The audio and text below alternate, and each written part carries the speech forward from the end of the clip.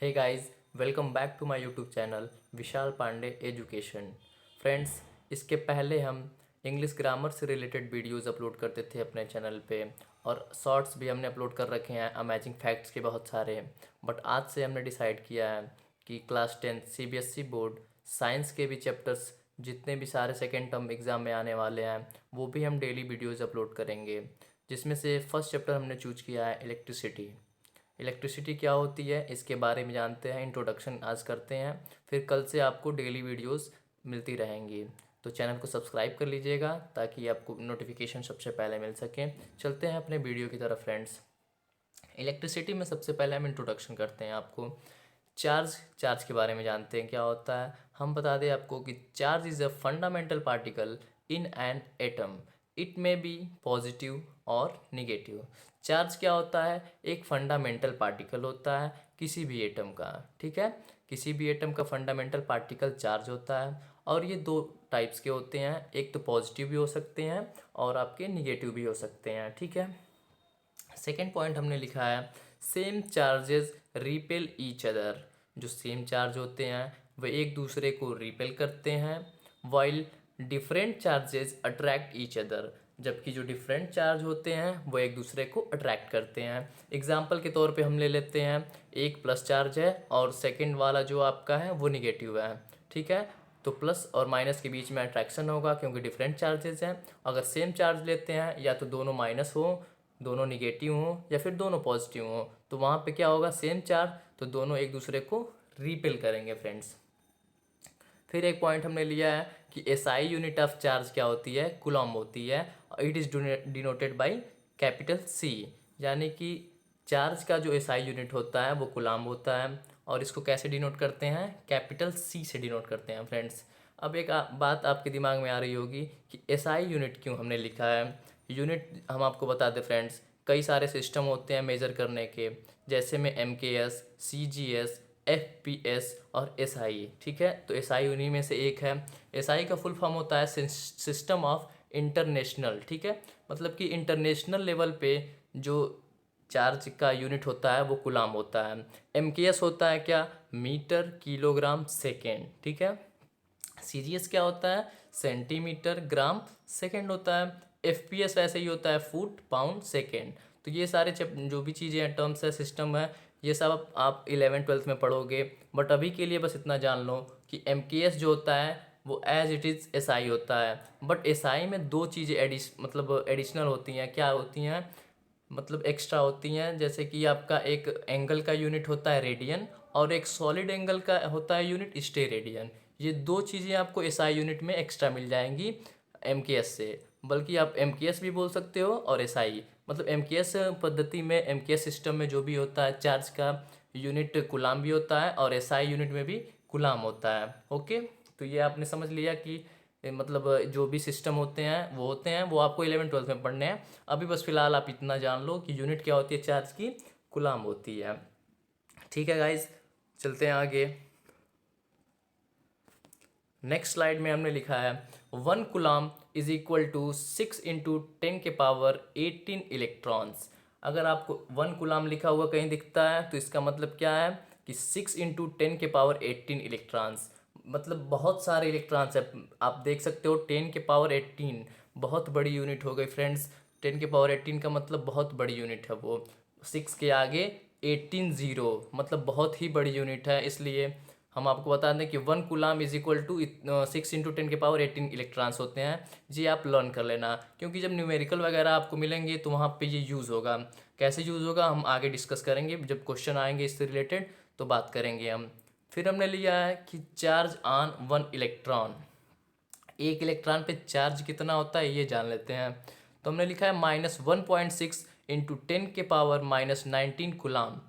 क्योंकि कूलाम को capital C से लिखते हैं तो हमने शॉर्ट में लिख दिया है सी। ठीक है, तो ये भी चीज़ आप याद कर लीजिए कि एक इलेक्ट्रॉन पे चार्ज कितना होता है, -1.6 × 10⁻−19 कूलाम। फिर एक फार्मूला आता है capital Q is equal to NA, या फिर स्मॉल q से भी लिख सकते हो। चार्ज को डिनोट आप कैपिटल Q से भी कर सकते हो, स्मॉल q से भी कर सकते हो। ठीक है, तो यहाँ पे हमने कैपिटल Q से किया है फिलहाल में।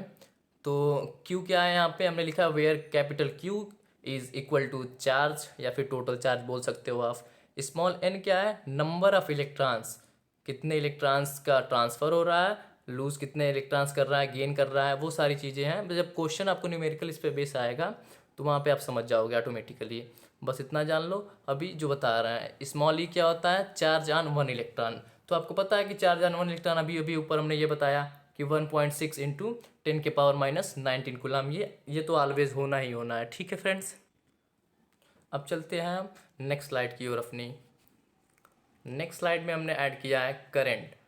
हमने इंट्रोडक्शन तो कर लिया चार्ज के बारे में, चार्ज कितने टाइप्स के होते हैं, क्या होता है, यूनिट क्या होती है चार्ज की। अब हम करंट के बारे में डिस्कस करेंगे फ्रेंड्स।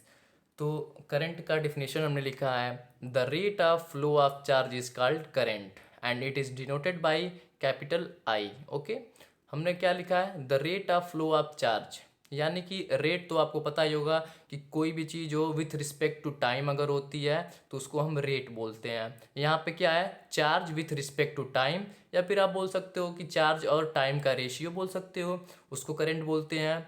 मतलब कई सारे डिफिनेशन आप बना सकते हो खुद से भी।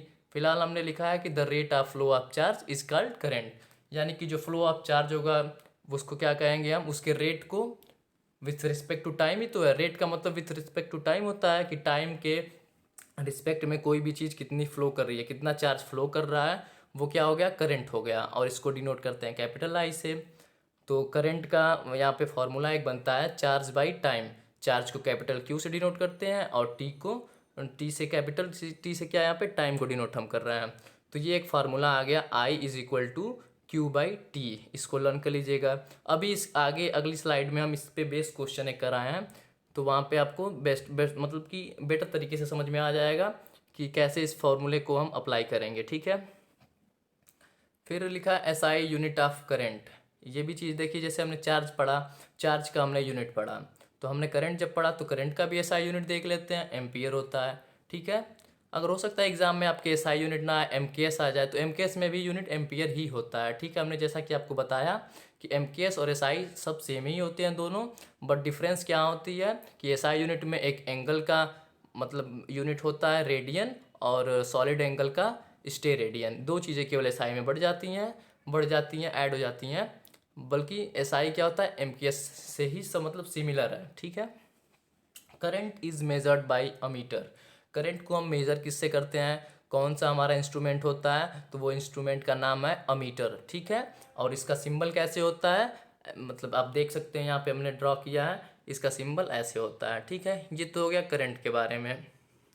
अब जैसा कि हमने बोला कि I is equal to Q by T पे बेस एक क्वेश्चन आएगा, तो देखिए क्वेश्चन हमने यहाँ पे एक स्लाइड में ऐड कर रखा है। क्वेश्चन आप देख सकते हैं, क्वेश्चन क्या है, a current of 0.5 ampere is drawn by a filament of an electric bulb for 10 minutes. Find the amount of electric charge that flows through the circuit. तो अभी क्वेश्चन कभी भी आप पढ़ा करो तो बस ये देखा करो कि क्या गिवन है हमें और कौन सा फार्मूला हम अप्लाई करेंगे कि वो मतलब क्वेश्चन सॉल्व हो जाए हमारा। तो एम्पियर किसकी यूनिट होती है, अभी अभी हमने बताया कि करंट की यूनिट एम्पियर होती है। तो हम लिख सकते हैं कि हमें क्या गिवन है, आई गिवन है 0.5 एम्पियर। ठीक है, और टाइम भी गिवन है, आप सबको पता है कि मिनट या फिर सेकेंड क्या होते हैं, या फिर और अगर देता है तो क्या होता है, वो टाइम का यूनिट होता है। यानी कि टाइम भी आपको दे दिया है 10 मिनट, तो हम 10 मिनट को सेकंड में बदल लिए।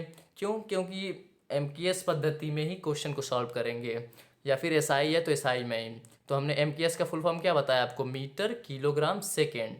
तो एम्पियर तो हमारा एमकेएस में है या फिर एसआई में है, बट यहाँ पे मिनट नहीं है। क्यों, क्योंकि टाइम का यूनिट सेकेंड होता है एमकेएस में, और लेंथ का मीटर होता है, और मास का किलोग्राम। तभी हमने बोला ना कि मीटर किलोग्राम सेकेंड, तो यहाँ पे इसलिए हमने इसको चेंज करा। अगर मिनट में आप करते हो तो क्वेश्चन आपका गलत हो जाएगा। क्यों, क्योंकि एम्पियर को हम कैसे भी डिनोट कर सकते हैं, आई इज इक्वल टू, आपने ऊपर देखा होगा, क्यू बाई टी भी बोल सकते हो। I is equal to Q by T, यानी कि ऊपर हमारा चार्ज का यूनिट होगा और टाइम सेकेंड में होगा। ठीक है, ये चीज़ आप एक्स्ट्रा एक चाहो तो नोट कर सकते हो कि चार्ज का यूनिट कूलाम और टाइम का यूनिट सेकेंड, तो हमेशा टाइम सेकेंड में ही हम लेंगे यहाँ पे। इसीलिए मैंने क्वेश्चन ऐड कर दिया ताकि आपको क्लैरिफाई हो जाए। तो यहाँ पे आप देख सकते हो सेकेंड में कर लिया हमने। अब हमको पता है फार्मूला कि Q is equal to I into T, और क्यू हमें फाइंड नहीं करना था कि find the amount of electric charge, कितना चार्ज फ्लो होगा सर्किट से, यही हमें फाइंड करना था। तो हमने यहाँ पे मल्टीप्लाई करके निकाल लिया, और एम्पियर इंटू सेकेंड को हम कूलाम कहते ही हैं, तो यहाँ पे कूलाम आ गया। तो इस तरह से हम क्वेश्चन सॉल्व करेंगे।